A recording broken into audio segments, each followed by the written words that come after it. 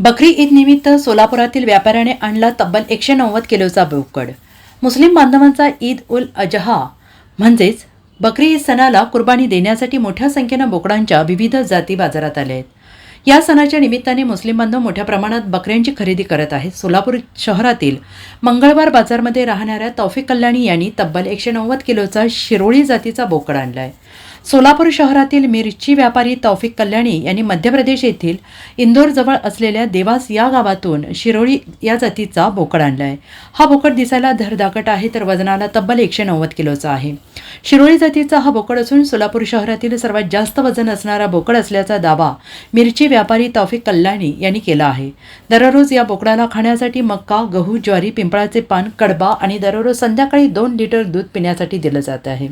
हा बोकड पाहण्यासाठी सध्या व्यापारी तौफिक कल्याणी यांच्या घरी नागरिक गर्दी करत आहेत। शिरोळी जातीचा 190 किलो असणारा बोकड विक्री करणार नसल्याचं कल्याणी यांनी सांगितलंय। या बोकडाची किंमत जवळपास 3 ते 4 लाख रुपयेपर्यंत आहे। माझं नाव तौफिक कल्याणी, मी लाल मिरचीचा व्यापारी आहे काय। आणि ही बोकड सोजत या जातीचं आहे आणि याला आहे ना मध्य प्रदेश इंदोरच्या पुढं 60 किलोमीटरला देवास म्हणून गाव आहे आणि तिथं मोठा बाजार भरतो।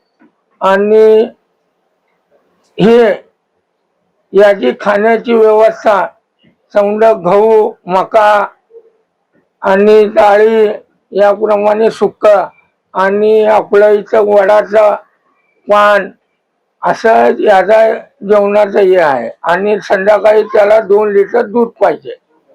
अजून काय काय देतात त्याला खाण्यासाठी? काय नाही, आपल्या इथला रेग्युलर महाराष्ट्राचा चारा देतो याला। तुमच्या शरीराचं तापमान मेंटेन ठेवण्यासाठी आपण त्याला कूलर लावलं, जास्त तापमान लागू नये।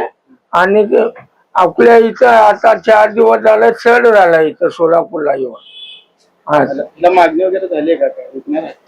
विकायचं नाही काय नाही, मी एक नियत करून आणली आणि ते विकण्यासाठी आणि दाम पण सांगू शकत नाही जेवढ्याला आणलाय तेवढा। Bureau report SBN Marathi.